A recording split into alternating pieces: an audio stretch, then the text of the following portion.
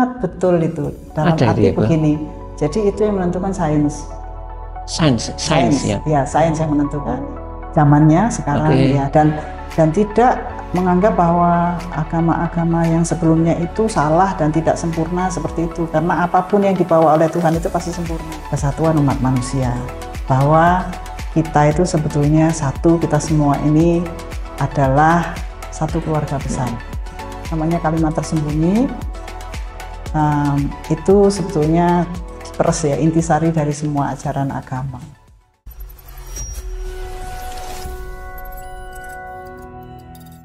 Assalamualaikum warahmatullahi wabarakatuh. Kembali bersama saya Abdul Munthalib di channel APM Insight dalam program Speak Up. Kali ini saya mengupas tentang sebuah keyakinan atau boleh disebut agama dalam tanda petik yang barangkali tidak banyak orang tahu tentang keyakinan atau agama ini, karena di Jawa Timur, apalagi di Malang Raya dan bahkan di Indonesia pun mungkin tidak sampai jutaan penganutnya, tetapi ini ada fakta bahwa ini ada, itu terjadi dan penganutnya juga ada. Namanya adalah agama Bahai.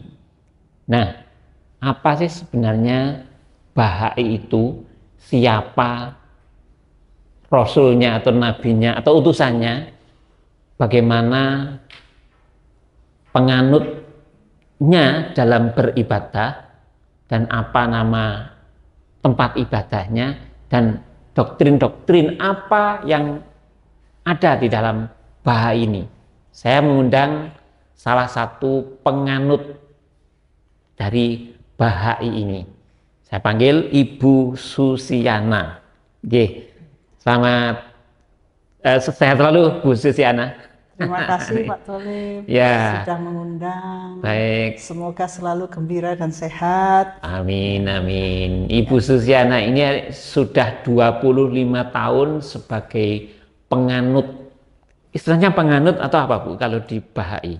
Iya, apa saja boleh ya. Oh, apa saja boleh. Ya. Penganut, umat atau ya, umat ya. Oke, Bahai. Bu, ya tentu saya sendiri penasaran Bu tentang Bahai ini, karena ini bagi kami bukan baru tetapi belum begitu paham. Apa sih sebenarnya? Sebelum Bahai itu Ibu boleh tahu Bu apa Bu?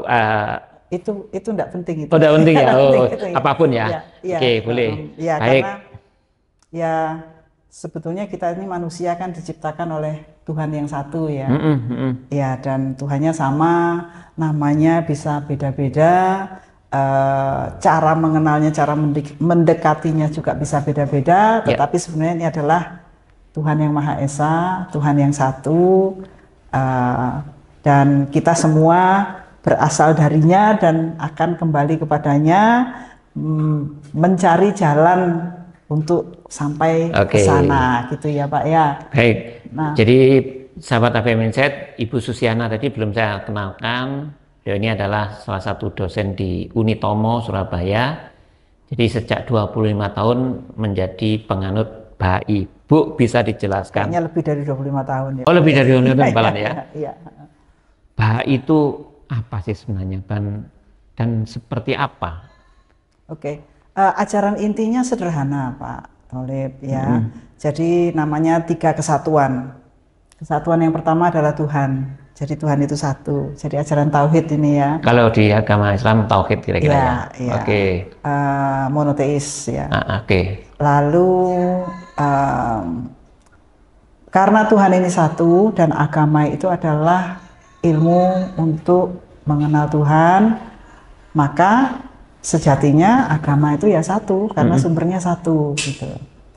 Dan yang ketiga, dan ini juga sangat penting dan menjadi pusat, itu adalah kesatuan umat manusia, bahwa kita itu sebetulnya satu, kita semua ini adalah satu keluarga besar gitu. Dan kesadaran tentang kesatuan umat manusia inilah yang penting untuk ditingkatkan Oke. Karena kita sudah terbiasa ribuan tahun seolah-olah kita berbeda ya. Jadi mencari pijakan yang sama, bagaimana kita bisa melihat bahwa kita tuh sebetulnya anggota-anggota dari satu tubuh umat manusia yang sama. Oke. Dan peradaban ini akan maju terus, dan siapa yang memajukannya? Ya kita-kita ini, peradaban umat manusia yang satu. Intinya monoteis itu ya, monoteis ya intinya ya. Iya. Bu, kalau saya melihat sejarahnya itu Bahai ini mulai muncul di tahun 1800-an sekian ya. 1800 artinya 1844. 1844. Masuk ke Indonesia pertama kali 1885-an. Artinya sudah lama ya di bahasa Indonesia ya. Ya. Nah, itu berarti boleh dibilang dalam tanda petik itu masih baru lah Bu ya, dibanding yang agama-agama lain. Itu nama Bahai sendiri dari mana Bu itu? Dari kata Bahaullah. Bahaullah itu pendiri, pembawa ajaran. Oh, pembawa ajaran. Baha, tapi itu gelarnya ya. Baha itu kemuliaan, Allah, kemuliaan Allah. Oh, pembawa ajarannya namanya Bahaullah itu. Boleh disebut ini sebagai nabinya atau rasul, boleh ya? Bisa, boleh. Oke. Boleh.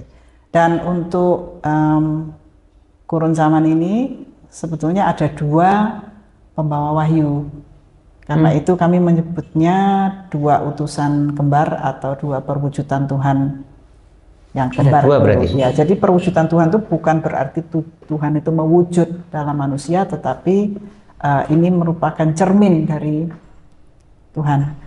Tadi satu Bahaullah yang tadi namanya bab gitu ya? Itu gelar ya, pintu gerbang dari bahasa Arab semua ya Pak ya. Baha itu kan kemuliaan ya. Jadi 2 sosok manusia ini yang membawa ajaran 2 ini. 2 sosok utusan Tuhan. Sosok utusan Tuhan yang membawa ajaran Bahai ini. Ya, Bu, untuk tadi kan ada 3 ya ajarannya. Tauhid, yang kedua apa Bu tadi? Kesatuan sumber agama. Kesatuan sumber agama artinya apa itu? Ya, agama semuanya dari Tuhan yang satu tadi kan, Pak. Ya. Oke, betul. Jadi ilmu kan, ini sama dengan matematika kan, hanya ada satu matematika, cabang-cabangnya banyak. Ada aritmatika, ada aljabar, ada ya artinya kalkulus. Bahai menyebut bahwa semua agama sebetulnya sama dengan sumber yang satu itu tadi. Ilmu untuk mengenal Tuhan semua, ilmu untuk mengenal penciptanya. Ya. Mungkin dia modelnya sederhana, tidak kompleks, karena ya mungkin muncul di dalam suatu masyarakat yang sederhana. Nah, ketika kita sekarang kesatuan umat manusia di dalam satu di bumi ini, itu kompleks sekali, sehingga perlu banyak pemahaman, perlu banyak rekonseptualisasi, perlu banyak rekonsepsi. Karena tanpa itu kita akan sulit untuk memahaminya. Ya, yang ketiga tadi apa Bu? Kesatuan umat manusia. Kesatuan umat manusia. Ya, Oke, kesatuan umat manusia. Ya. Jadi semua hukum-hukum yang tidak kondusif atau bahkan menghalangi kesatuan umat manusia ini itu harus diganti. Oke, itu yang disebut dengan rekonsepsi ajaran agama itu tadi Bu ya. Agama Bahai ini menuntut banyak rekonseptualisasi yang mendasar. Bagaimana kita melihat sesama, bagaimana kita melihat manusia, bagaimana kita melihat hubungan-hubungan yang ada di antara manusia di masyarakat, di antara manusia dengan lembaga, bagaimana kita melihat lembaga juga. Gitu. Ya, kalau kita melihat beberapa agama itu biasanya kan ada semacam doktrin khusus. Misalnya dilarang ini, dilarang itu, di agama lain ini boleh, tapi di agama yang berbeda ini tidak boleh. Kalau di Bahai ada nggak seperti itu? Misal? Tentu ada. Jadi tadi itu ya, misalnya kesatuan umat manusia itu mensyaratkan semuanya harus selaras dengan kesatuan umat manusia ini. Jadi tujuan kesatuan, dicapainya kesatuan umat manusia, persatuan ini juga mensyaratkan cara-cara dan metode yang selaras dengan persatuan ini. Jadi persatuan itu dicapai melalui metode atau cara yang bersatu juga. Karena nggak mungkin persatuan dicapai dengan cara tukaran gitu ya, berselisih itu nggak mungkin. Jadi tujuan tidak menghalalkan cara, tapi cara ini harus selaras sesuai dengan tujuan. Sederhananya contoh apa Bu? Kira-kira begini, kira-kira seperti apa Bu? Ajaran yang ada di Bahai terkait dengan itu tadi. Jadi ada satu misalnya tulisan suci yang bilang bahwa persengketaan, perselisihan itu tidak boleh, gitu ya. Bagaimanapun juga tidak boleh. Jadi ketika muncul pikiran berperang, lawanlah pikiran itu dengan pikiran perdamaian yang lebih kuat.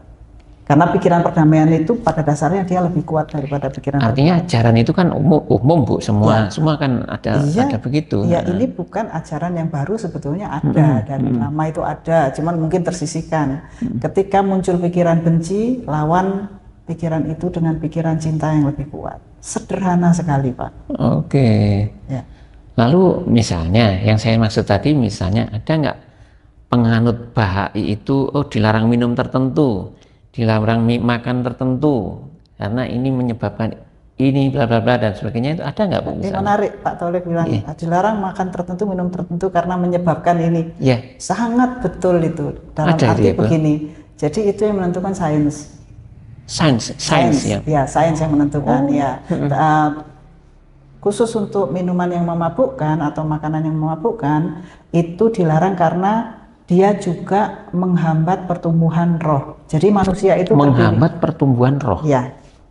Jadi manusia kan terdiri dari badan wadak ini ya, jasmani dan roh kan. Nah, dua-duanya harus tumbuh. Kalau badan jasmani kita tentu tumbuhnya dengan makanan, dengan olahraga dan sebagainya. Ada persyaratan untuk tumbuh dan sains sudah banyak ya, sangat ilmunya setiap hari bertambah tentang kesehatan kita, menjaga kesehatan kita. Nah, bagaimana dengan roh? Roh juga perlu tumbuh. Ya, dan sebetulnya kalau kita lihat itu ritual-ritual dalam agama apapun itu adalah untuk agar roh kita tumbuh dan sehat. Nah, ternyata apa yang kita konsumsikan itu juga ada hubungannya dengan roh. Nah, yang menghambat pertumbuhan roh ini adalah makanan atau minuman yang memabukkan. Gitu. Jadi ada penjelasannya gitu. Jadi agama ini banyak menjelaskan hal-hal yang kita tidak tahu, terutama itu mengenai roh itu, Pak. Pemahaman Bahai tentang roh seperti apa, Bu ya? Bahai itu ajarannya seperti apa? Bahwa roh ini nanti akan terus hidup. Bahkan itu sama juga ya. Bahai meyakini bahwa nanti ada orang secara fisik meninggal itu nanti ada kehidupan baru lagi, itu meyakini nggak Bu? Itu kehidupan roh. Jadi alam-alam Tuhan itu banyak. Jadi roh kita kehidupan kita di sini berakhir ketika kita mati, jasad kita kembali ke alam dan roh akan berjalan terus. Ya. Nah, organ apa, kemampuan apa yang diperlukan di alam-alam berikutnya itulah yang perlu kita tahu. Nah, itu adalah organ-organ dan organ-organ rohani, Pak. Jadi Abdul Baha ini putranya Bahaullah, jadi penerus Bahaullah sebagai pusat agama. Setelah beliau meninggal, dia memberikan analogi bahwa seperti kehidupan embrio.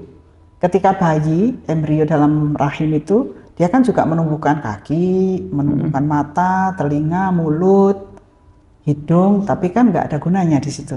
Ketika di dalam kandungan? Ketika di dalam kandungan tidak ada gunanya, ya kan? Organ-organ itu sangat diperlukan dan ada gunanya ketika sesudah lahir. Sama dengan kita, ketika kita lahir di alam berikutnya, kan organ-organ tangan, kakinya itu apa gitu, kan bukan fisik. Nah, menurut ajaran agama, organ-organ itu adalah kekuatan-kekuatan rohani. Misalnya kejujuran, keadilan, dapat dipercaya, yang seperti itu. Iya. Kemudian ini Bu, untuk bisa menjadi penganut Bahai, kuncinya itu apa Bu? Kuncinya, pintu masuknya apa Bu? Kuncinya adalah percaya pada 3 kesatuan itu, dan percaya bahwa Bahá'u'lláh adalah utusan Tuhan untuk zaman Oh, berarti sederhana itu. ada prosesinya Bu ya, Nggak ada. misalnya. Ya, Oh, di terus dalam gimana, hati. Bu? Nah, kalau di situ misalnya, oh saya ingin ikut di dalam administrasi Bahai, ya melaporkan kepada Majelis Nasional biasanya yang memberikan hak itu ya. Oh, Ya. berarti ada organisasinya Bu ya? Ada Organisasi strukturnya, Bahai. ada ya, sangat terstruktur ini Pak. Namanya apa Bu? Majelis. Majelis. Ada majelis setempat, ada majelis rohani nasional, dan Oke. ada Balai Keadilan Sedunia. Oke. Itu yang internasional. Itu semua juga dipilih. Oh, Ada kita pemilihan. istilahnya mendaftarkan di situ secara administrasi. Iya. Kemudian ada kayak semacam prosesi. Ya, ya itu kan administrasinya ya Pak ya. Oke. Ya, ya. Tapi prosesi ritualnya ada. Enggak, untuk ikut di dalam administrasi tidak ada ritual. Oh, enggak ada ya Bu ya. Oke. Lalu penganut Bahai ini ibadahnya, mohon maaf, ini ibadahnya seperti apa Bu? Ada khusus lah pagi, siang, sore, ada nggak ibadahnya ya seperti Ibadah seperti berdoa gitu Berdoa ya. gitu? Ada doa wajib kayak sembahyang wajibnya ada. itu? Oh, ada Bu. Ada. Setiap apa Bu? Ada 3 macam, tinggal pilih Pak. Oh, tinggal pilih. Ya. Nggak bisa milih berarti. Apa Bu? Difasilitasi. 3 macam itu. Ada yang sembahyang pendek. Oke. Itu waktunya antara tengah hari sampai matahari terbenam. Berarti siang sampai sore lah. Iya, sampai maghrib lah. Ibadah pendek namanya. Iya, jadi sholat pendek lah itu istilahnya ya Pak ya. Oke. Terus ada sholat panjang itu waktunya bebas dalam 24 jam itu sekali. Yang tadi itu juga sekali. Oke. Terus ada yang 3 kali sehari, pagi, siang, sama petang. Penganut boleh mengikuti yang mana? Terserah. Yang misalnya hari ini yang pendek, besok yang panjang, lusa yang Oh. sedang, terserah. Oke. Dan bisa di rumah kan? Ibadah bisa di rumah. Loh ya tempat ibadahnya. Nah, kalau yang tempat ibadah itu bukan untuk melakukan sembahyang yang itu. Itu sembahyang itu tidak ada berjamaah ya Pak. Tempat ibadahnya namanya apa Bu? Masyrikul Azkar, dari kata zikir. Masyrikul Masyrik. Azkar ya, masyrik tempat terbit. Ya. Azkar berzikir. Iya. Oh. Dan itu untuk semua agama, semua orang dari latar belakang apapun, agama apapun. Loh, artinya semua boleh masuk situ. Boleh ikut ibadah di situ. Cuman untuk sementara di Jawa Timur sudah ada? Belum ada. Belum ya? Belum ada. Berarti kalau Di untuk Indonesia- kumpul-kumpul para penganut gimana Bu? Di rumahnya teman-teman.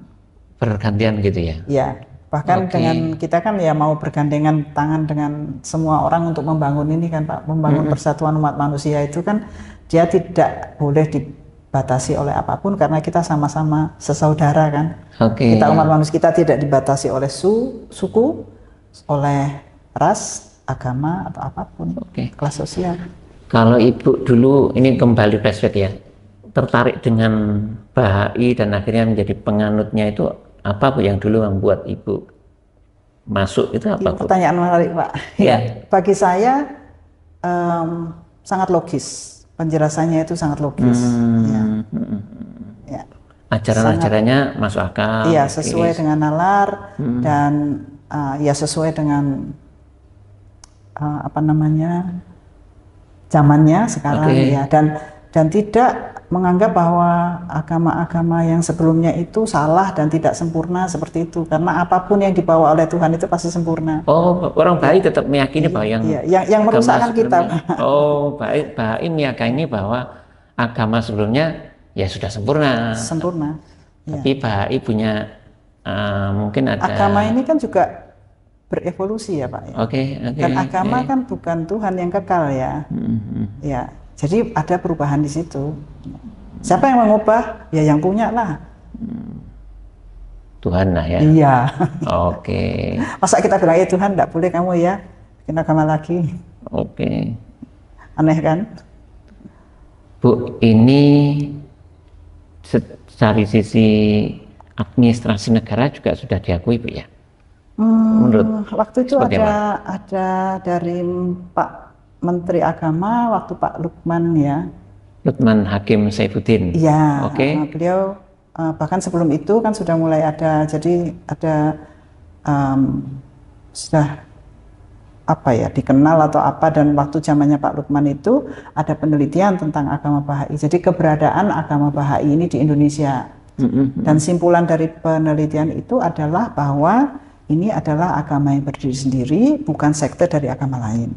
Dan ada di Indonesia, gitu. Penganutnya ada. Dan Pak Lukman juga melontarkan suatu pertanyaan yang sangat bagus menurut saya, sebetulnya yang meresmikan agama itu siapa? Artinya tidak perlu diresmikan, gitu Bu ya? Nah itu logikanya harus dijawab, gitu direnungkan ya Pak ya. Dan mungkin ini juga termasuk pada pendidikan masyarakat ya. Ya, tapi pemerintah itu kan kadang harus punya tanggung jawab terhadap hadirnya keyakinan atau agama, Bu, menurut saya. Nah, Bahai ini kalau secara administratif masuk di mana, Bu? Apa masuk di kepercayaan Tuhan terhadap dunia? Sepertinya begitu. Waktu saya mendaftarkan. Kalau di KTP seperti apa, Bu? Ada nggak? KTP saya kan lama dulu ya Pak ya. Dari tahun 2000 berapa itu sudah strip, sudah saya minta kosong ya, kosong. Karena saya kan dimasukkan di salah satu agama, terus saya bilang, Pak, itu agama saya bukan itu. Kalau nanti yang punya agama itu marah, kalau itu ditulis seperti itu, Bapak mau bertanggung jawab kah? Ya nggak mau ya, ya beliaunya. Akhirnya dikosongi. Terus, karena saya minta kosong kan, dan beliau waktu itu bilang, loh Bu, berarti Bu nggak punya agama. Saya bilang, bukan nggak punya agama. Agama saya bukan yang 5 itu, di antara yang 5. Oh, terus akhirnya apa Bu? Ya dikosong kosong, itu. tetap kosong ya. Iya. Nah terus sekarang itu dimasukkan ke kepercayaan. Nah pemahaman atas istilah kepercayaan ini kan juga macam-macam di masyarakat. Kayaknya pemahaman di pemerintah dengan di masyarakat tidak sama. Ya. Oh, yang terbaru penganut Bahai KTP-nya golongannya ke-7 kan. Ke-7 itu ya, kepercayaan terhadap Tuhan Yang Maha Esa. Nah, kalau dari Dispenduk ya, itu menganggap bahwa Bahai ada di dalam situ, mungkin termasuk juga Sikh dan yang lain-lain itu. Ya. Bu, kalau di Jawa Timur ada Bu penganut sampai 1.000, 2.000, 3.000 penganutnya? Mungkin sekitar segituan gitu ya Pak ya, saya nggak tahu juga. Dulu kan waktu tahun 50-an, 60-an itu kan banyak juga ya Pak. Ini menarik. Kalau ritual khusus selain ibadah tadi, itu ada nggak Bu? Puasa, macam-macam? Puasa ada Pak. Ada ya? Ya, siapa Pak Bu itu? Sebentar lagi tanggal 2 Maret, sekitar 2 Maret sampai 20 Maret. Ya sebelum tahun baru. Itu apa? Memperingati apa Bu itu? Ada bulan puasa Pak, jadi kita masuk ke kalender ya. Jadi ada kalender Bahai sendiri, itu kalender Badi namanya. Kalender Badi? Ya, 1 tahun itu solar ya, matahari ya, bukan lunar. 1 bulannya 19 hari, 1 tahunnya 19 bulan. Dan sisa hari-hari sisa itu namanya hari-hari sisipan, itu ada di sebelum bulan puasa. Kalender Badi itu ya? Iya. Jadi dalam 1 bulan hitungannya 19 hari, 19 hari. bulannya ada 19 bulan. Ya. 19 kali 19 itu kan enggak sampai 365. Nah itu ada sisa-sisa hari itu disebutnya hari-hari sisipan. Itu yang tempat puasa itu? Bukan. Setelah hari sisipan itu puasa. Setelah hari sisipan itu puasa? Setelah puasa. Berapa hari Bu? 19 hari. Oh, puasanya enteng Pak. Enteng ya. Bulan puasanya enteng ya, 19 hari. Enteng. Tapi puasanya juga sama. Seperti apa? Puasanya full 19 hari enggak makan sama sekali atau? Enggak lah. Yang enggak boleh makan minum itu dari matahari terbit. Pagi lah kayak. Matahari terbit tuh ya Pak ya, bukan fajar menyingsing. Matahari terbit. Matahari terbit sampai matahari terbenam. Ya, 12 jam. 12 jam hampir sama, tapi lebih ya. Lebih enteng ya. Setelah itu ya seperti biasa ya. Setelah malam itu masih makan biasa ya. Jadi 12 jam itu tadi puasa selama 19 hari. Kalau hari rayanya apa namanya? Nauruz.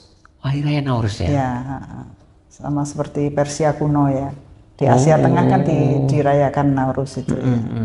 Kalau di sini apa Bu perayaannya biasanya? Ya biasanya teman-teman Kumpul-kumpul itu aja? Iya, kumpul-kumpul gitu. Oke. Bahkan ada yang kumpul-kumpulnya itu juga sebelum puasa, itu waktu hari-hari sisipan, itu kan hari waktunya bergembira. Baik, Ya. baik. Kan roh itu sifatnya gembira toh Pak? Iya. Ya, kalau yang bikin nggak gembira itu kan sebetulnya jasmani ya.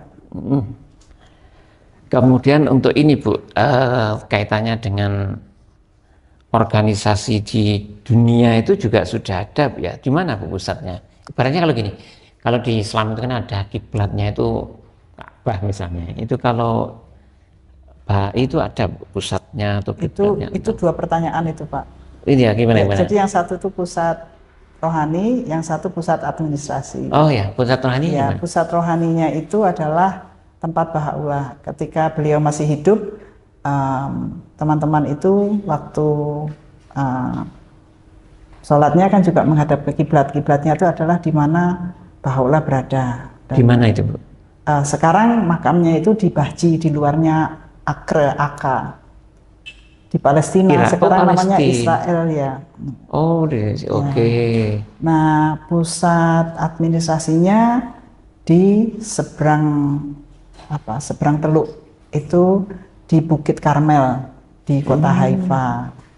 Di daerah Palestina juga ya? Sama, ya. Oke, Palestina berarti punya sejarah luar biasa ya?